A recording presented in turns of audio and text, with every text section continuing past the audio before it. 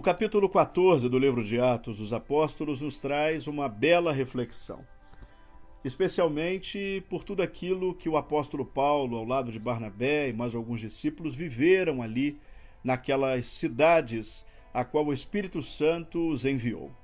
Eu chamo a atenção para o verso de número 21, que nos diz assim: E tendo anunciado o evangelho naquela cidade, feito muitos discípulos, voltaram para Listra, Icônio e Antioquia, e confirmando o ânimo dos discípulos, exortando-os a permanecer na fé, pois que por muitas tribulações nos importa entrar no reino de Deus. Por muitas tribulações nos importa entrar no reino de Deus.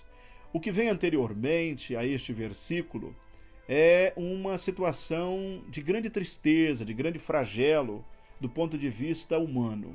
O apóstolo Paulo foi enviado com mais alguns discípulos para poder pregar a palavra de Deus e assim expandir a igreja naqueles dias.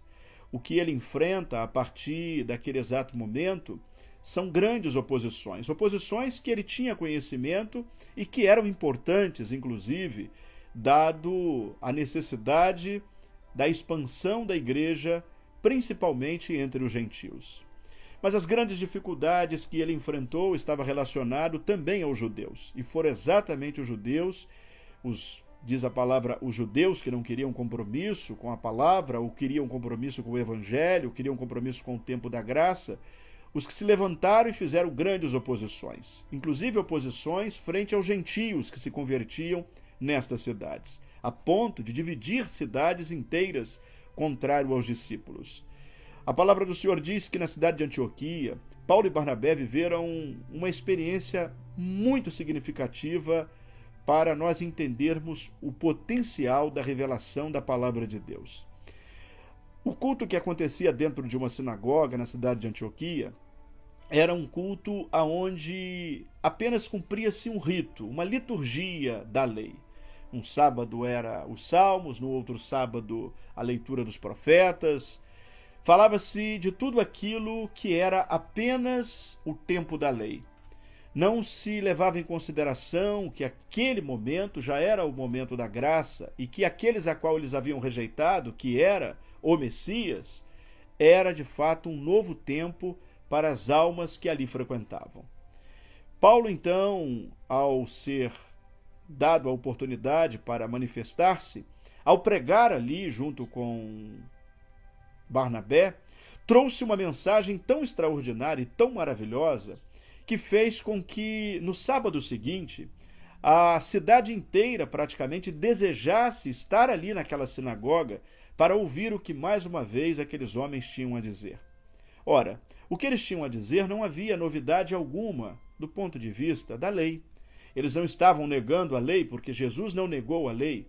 Eles estavam apenas ratificando tudo aquilo que foi o tempo da lei, mas transformando agora tudo em graça, porque Jesus havia transformado tudo em graça. Jesus havia sido a consumação de todas as leis e estatutos que o Senhor havia dado a Moisés e, em consequência, para todo o povo de Israel.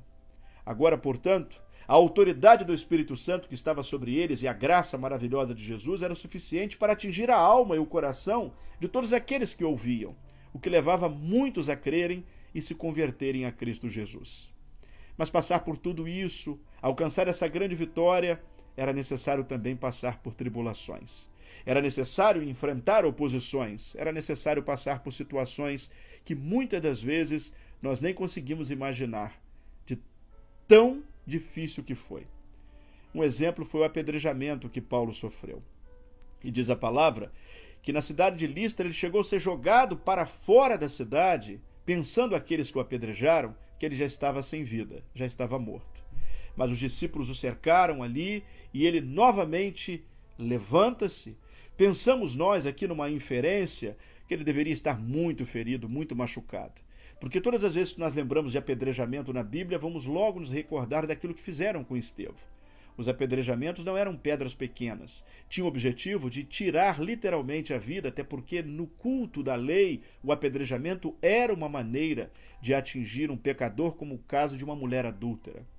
Portanto, o apedrejamento não era uma coisa para alisar, mas uma coisa para arrancar a vida da pessoa. Não simplesmente para ferir, mas para matar. Há apedrejamentos na vida que não servem simplesmente para nos ferir. Há situações em que nós atravessamos que vêm para matar a nossa fé, para roubar de nós a vida eterna. E o inimigo das nossas almas tem este intento: tirar a nossa própria vida. Então, o apóstolo Paulo volta para aquela cidade, não fazendo caso das feridas, mas com o objetivo de continuar propagando o evangelho da cruz, de continuar pregando a palavra de Deus. O que eu quero dizer para você é que, se nesta hora você se sente ferido, machucado, se nessa hora muitos até mesmo já disseram que não há mais chance para você, que você não tem mais vida, lembre-se que Deus tem propósitos para você e para a sua vida. Então, prossiga firme. Avance na propagação do evangelho. Continue firme, porque o dono, o autor e consumador da sua salvação, da vida, ainda te mantém vivo. Talvez morto para muitos, mas vivo para o Senhor. Talvez morto para muitos que julgam que você não tenha mais capacidade de vencer, de superar as lutas, mas vivo para aquele que tem capacidade de te dar todas as vitórias que você precisa alcançar.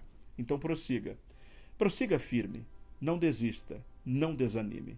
Pois o Senhor fará uma grande obra na sua vida, na sua casa, na sua família, e através de você, muitos serão alcançados.